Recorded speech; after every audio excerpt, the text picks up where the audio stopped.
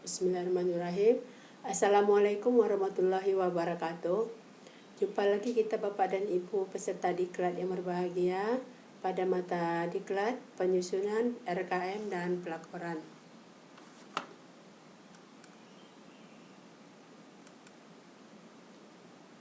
Sebelum kita mulai, ada baiknya saya memperkenalkan diri.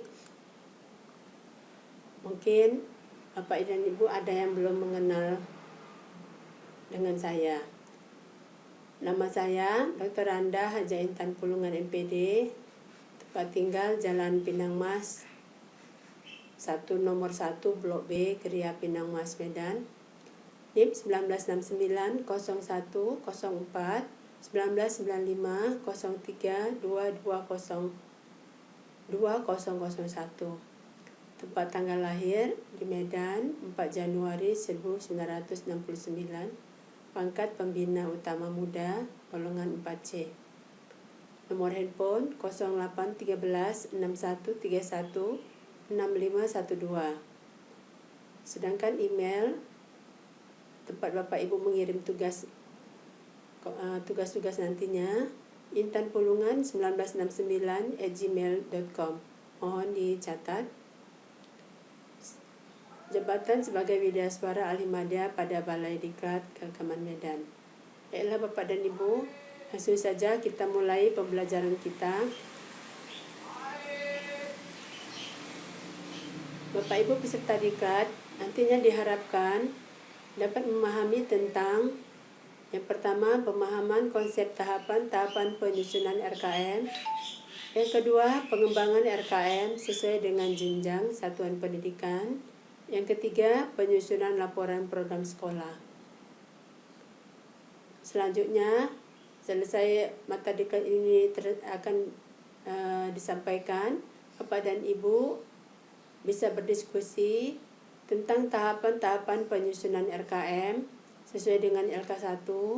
Kemudian hasilnya dalam pengembangan RKM itu bisa dituangkan pada LK02.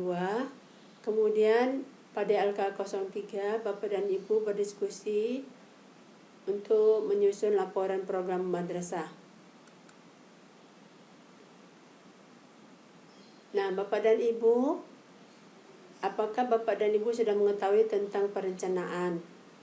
Dan apakah Bapak dan Ibu sudah mengetahui tentang RKM? Serta apa fungsi RKM dalam manajemen madrasah? Serta apa tujuan penyusunan RKM? Nah, ini yang akan mau kita bahas. Berdasarkan kajian teoritis, menurut Gard and John tahun 2007, beliau menyatakan perencanaan yaitu pemikiran rasional berdasarkan fakta-fakta dan atau perkiraan yang mendekati atau estimate sebagai persiapan untuk melaksanakan tindakan-tindakan kemudian.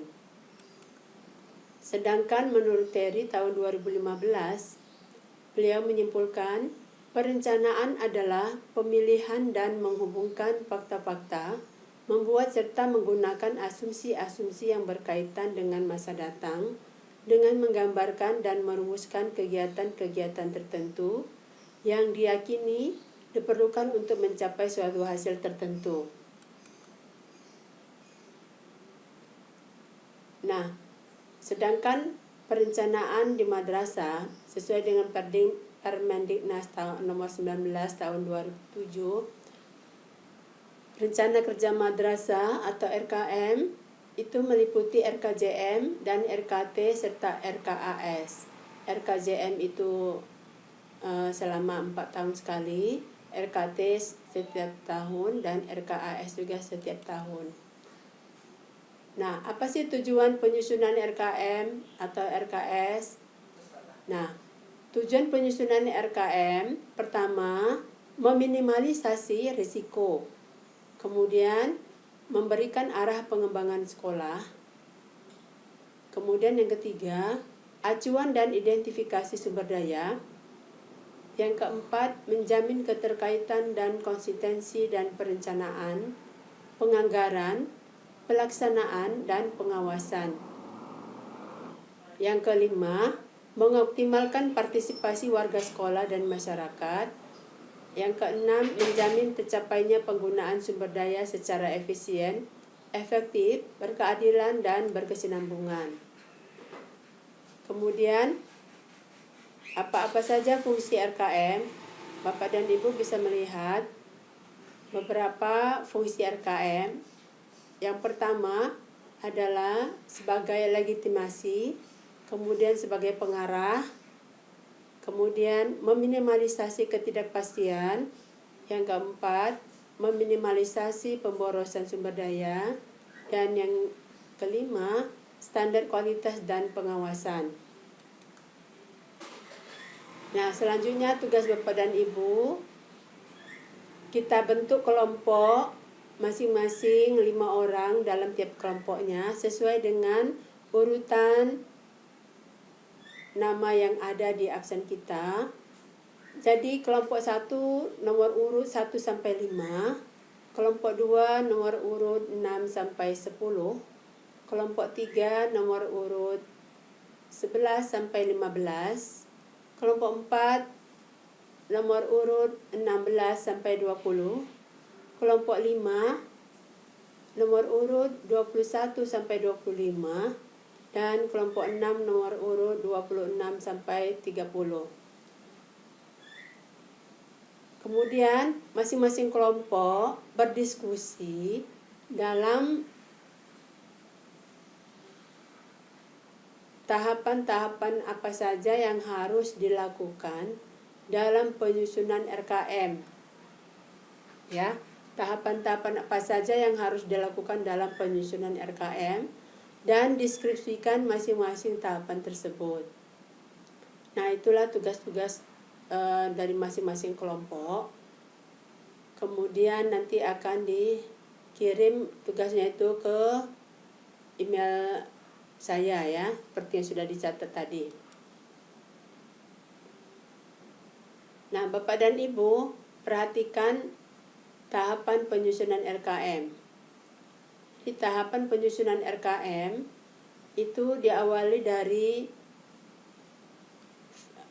visi dan misi yang sudah dirumuskan di sekolah kita masing-masing sesuai dengan kebijakan pemerintah, yaitu kurikulum berdasarkan standar nasional pendidikan, sesuai dengan kurikulum dan standar nasional pendidikan lainnya. Kemudian dalam pemetaan mutu, ya, kita harus menyusun rencana pemenuhan sesuai dengan dokumen perencanaan dan pengembangan sekolah atau madrasah. Selanjutnya di tahap pelaksanaan pemenuhan, yaitu bagaimana capaian kualitas sekolah sesuai dengan 8 standar nasional pendidikan.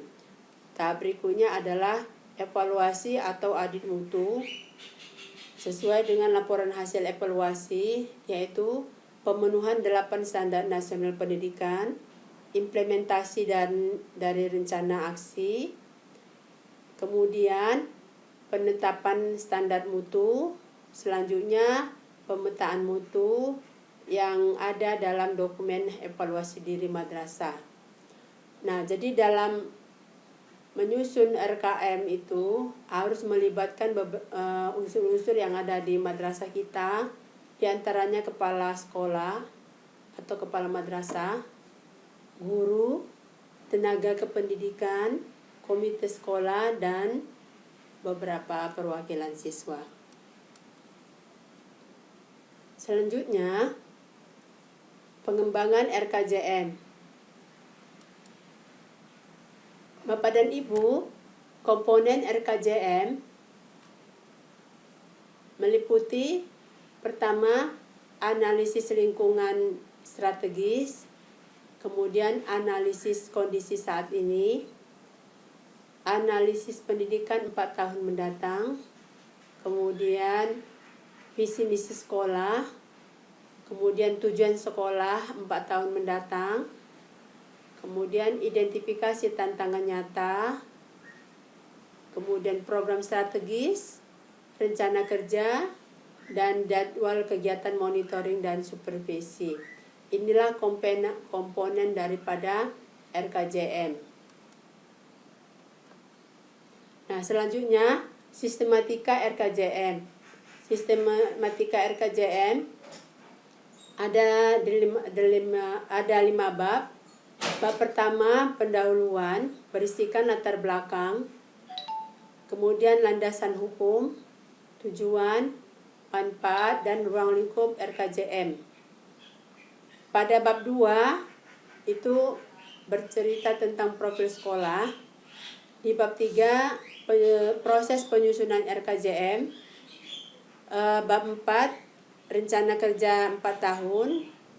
Bab 5 tentang penutup. Di bab 4 itu rencana kerja 4 tahun itu menguraikan rencana kerja 4 tahun secara komprehensif. Biasanya dibuat dalam bentuk matriks, mencakup program, kegiatan, indikator keberhasilan, atau hasil yang diharapkan, waktu pelaksanaan, kebutuhan pembiayaan, penanggung jawab atau pelaksana.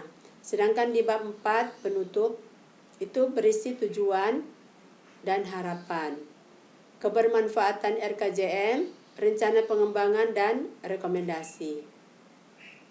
Sedangkan sistematika RKT atau rencana kerja tahunan, bab pertama pendahuluan berisikan latar belakang, landasan hukum, tujuan, dan ruang lingkup. Sedangkan di bab 2 itu profil sekolah, memuat visi misi, tujuan sekolah, dan data penting sekolah lainnya. Di bab 3 itu rencana kerja tahun berjalan. Di bab 4 penutup berisi tujuan, harapan, kebermanfaatan RKJM, dan rencana pengembangan dan rekomendasi. Selanjutnya, tugas Bapak Ibu pada LK02, kajian dan pengembangan RKM. Bapak Ibu masing-masing kelompok mengkaji RKM sesuai dengan jenjang sekolahnya, gunakan instrumen analisis RKM yang tersedia.